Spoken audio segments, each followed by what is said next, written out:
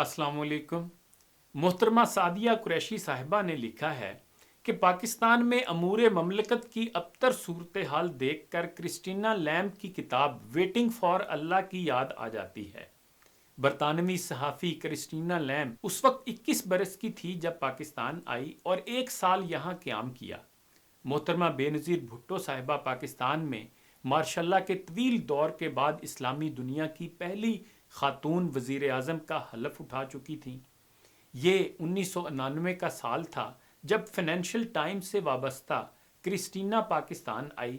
उसने पाकिस्तान में मुक़तदरा की मुदाखलत, सियासी अदम इस्तेहकाम, कमज़ोर अदारे, नाकिस पॉलिसियों, ब्यूरोक्रेसी के सुर्ख फीते और अदारों में नाइंसाफ़ी के माहौल में पिसते हुए अवाम का मुशाहदा किया और उन मुशाहदात पर मबनी किताब का नाम वेटिंग फॉर अल्लाह रखा। इस नाम से एक ख्याल सैमुअल बेकेट के ड्रामे वेटिंग फॉर गॉड की तरफ जाता है, जो थिएटर ऑफ अब्सर्ड का एक नुमाइंदा ड्रामा है। पाकिस्तान में भी हमा वक्त एक थिएटर ऑफ अब्सर्ड लगा रहता है। बेमानी बातों पर एक हंगाम की सूरत रहती है, जबकि बुनियादी मसाइल की तरफ तवज्जो नहीं दी जाती, जिसके नतीजे में ऐसे फैसले होते हैं जिनसे हालात में सुधार की बजाय बिगाड़ पैदा होता है। जिंदगी के जिस शोबे को उठा लें, आपको यही तस्वीर नजर आएगी। जहां कोई सिस्टम मौजूद नहीं होता, वहां बगैर किसी तैयारी और किसी लाया अमल के बड़े बड़े फैसले कर लिए जाते हैं, फिर अवाम को उन्हें भुगतना पड़ता है। बगैर सोचे समझे फैसले करने और बुनियादी मसाइल को तवज्जो देकर कोई वाज़े पॉलिसी न बनाने वाले मुल्कों में फिर वही होता है जो यहाँ हो रहा है कि आए रोज़ नए बहरान सर उठाते रहते हैं। एक मिसाल आटे के बहरान की देख लें। आए रोज़ पाकिस्तान में आटे का बहरान शिद्दत इख्तियार कर जाता है और रोटी की कीमत में इजाफा गरीब की जेब पर बहुत भारी पड़ रहा है। कहने को पाकिस्तान एक ज़रई मुल्क है और आटा 22 करोड़ अवाम की बुनियादी ग़िज़ाई ज़रूरत है, जिसे एक अमीर से लेकर गरीब तक इस्तेमाल करता है। ये किसी भी सूरत लग्जरी आइटम नहीं, बल्कि बुनियादी ज़रूरत है। एक अंदाजे के मुताबिक एक आम पाकिस्तानी 60% कैलोरीज गंदम से हासिल करता है।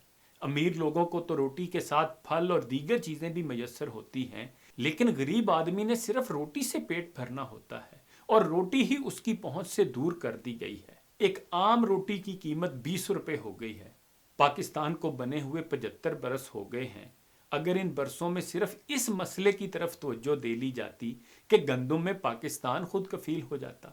जरखेज मट्टी, बेहतरीन मौसम के बावजूद हमने अपने इस बुनियादी मसले के हल पर तवज्जो नहीं दी। ज़रई मुल्क होने का खुद मजाक उड़ाया।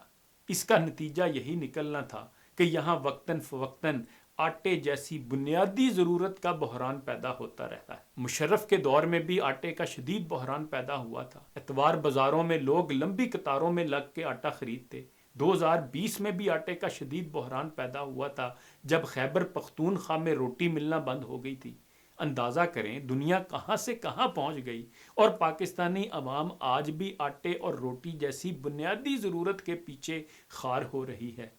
तबका अशराफिया से ताल्लुक़ रखने वाले हुक्मरान इन मसाइल और मजबूरियों से बेखबर सियासत और हुकूमत फरमा रहे हैं। आखिर धक्के तो अवाम ही को खाने पड़ते हैं। गरीब और मुतवस्त तबका तो रुल गया है। बिजली के होलनाक बिलों ने पहले ही आम आदमी की जिंदगी डरावना ख्वाब बना दी है और ऊपर से पेट भरने को रोटी जैसी बुनियादी चीज भी जेब पर भारी पड़ने लगे तो लोग कहाँ जाएं। फिर कहा गया कि रूस यूक्रेन जंग पाकिस्तान में आटे के बहरान की वजह है। पाकिस्तान यूक्रेन से गंदम मंगवाने वाले मुल्कों में शामिल है। शर्म और डूब मरने का मुकाम है कि ज़रई मुल्क होते हुए पाकिस्तान अपनी ज़रूरत की गंदम खुद पैदा नहीं कर सकता। हमारा हमसाया मुल्क भारत अपनी ज़रूरत से ज़्यादा गंदम पैदा कर सकता है, तो हमें किसने रोक रखा है। माजी में भी हम अमेरिका से गंदम मंगवाते रहे हैं और फिर ये खबरें भी सुनी कि अगर यूक्रेन से गंदम ना आ सकी तो पाकिस्तान को ऑस्ट्रेलिया और अमेरिका से गंदम दरामद करनी पड़ेगी और उस पर ज़्यादा लागत आएगी, जिससे रोटी और आटे की कीमत मज़ीद बढ़ेगी। बिजली के होश रुबा बिल और अब आटा पहुंच से बाहर। लगता है कि इस मुल्क में हमने हुक्मरानों की सूरत पत्थर के बुत बैठा रखे हैं, जिन्हें अंदाज़ा नहीं कि आम आदमी पर क्या गुजर रही है।